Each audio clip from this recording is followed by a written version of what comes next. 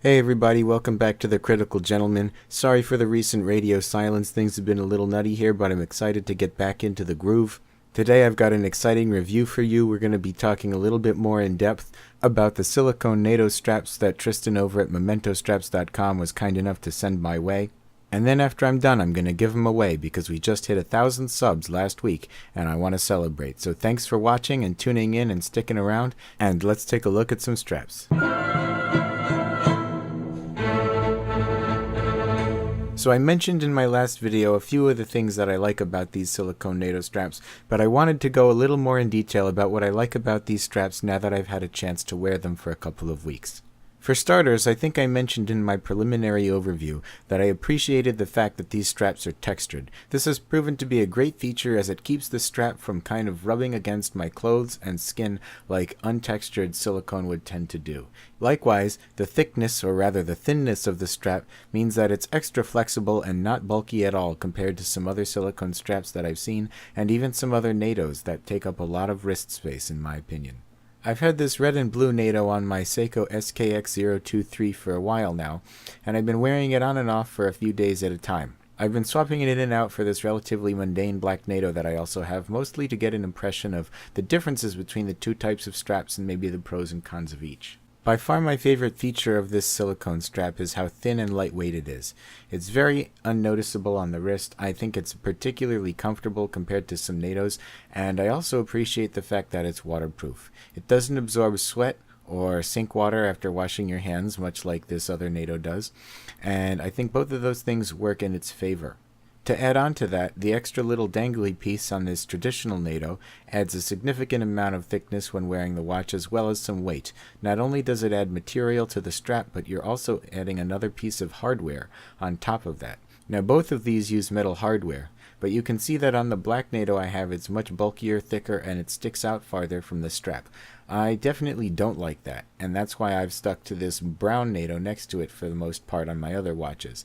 Now, these buckles are a little bit smaller. You can see they don't stick out as much, and they're flat, so they are also more lightweight, but they're still not quite as svelte as the metal buckles that come on the Memento strap. And what I really appreciate about these as well is they are removable, and you don't have to use a wire cutter to get them off. You don't have to demolish your strap to rip them out. They use spring bars, so I can just take a spring bar tool and remove this spring bar like it was a buckle from a watch, and either use it without any keepers if I wanted to, or use these matching color keepers, floating keepers, which come with the strap actually.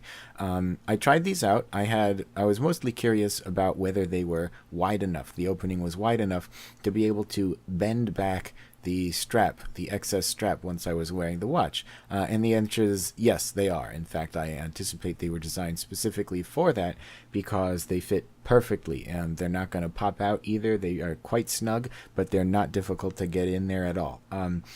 Also, the bumps that hold the spring bar kind of help retain the keepers where they're supposed to be as well. So it's kind of a dual purpose feature here on the strap, which is neat.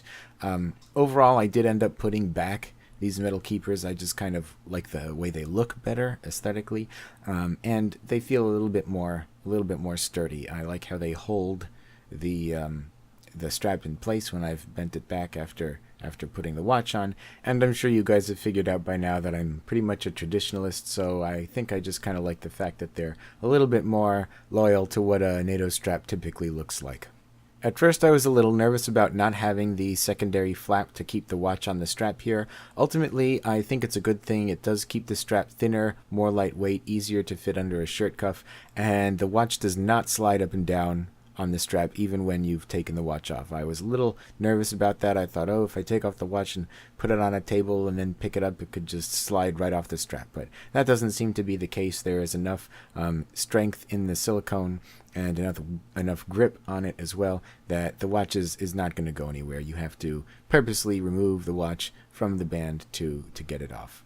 The sizing seems pretty spot on. They fit me with plenty of room to spare, but yet they're not so long that it looks silly once I've folded back the excess. There's enough to hold down there, and I think it would be about the same for pretty much any wrist size. There's a goodly number of holes here, so small to large, I think you're going to get away with being able to pull this strap off. The colors are also pretty neat. I'm not quite sure how they do that. If you look at the side of the strap, it looks like the middle is not necessarily dyed, so I want to say that these might be printed on, but I'm not really sure. They might use colored silicone. I don't know, but I think it's pretty cool, and I'm actually curious, you know, how detailed of a pattern could you get on here? But pick your favorite and look out for my next video, because I'll be coming out with the ground rules for how I'm going to do the 1,000 sub giveaway, and you might just be one of the lucky winners who takes home one of these straps, courtesy of Tristan over at mementostraps.com. Please don't hesitate to ask if you have any questions for me about these straps or anything like that. And I will be coming out with the 1,000 sub giveaway video very soon. So I just want to thank you guys again. The fact that I broke 1,000, I never even thought it was gonna happen. So thank you. I appreciate your continued viewership. And as always, thanks for watching The Critical Gentleman.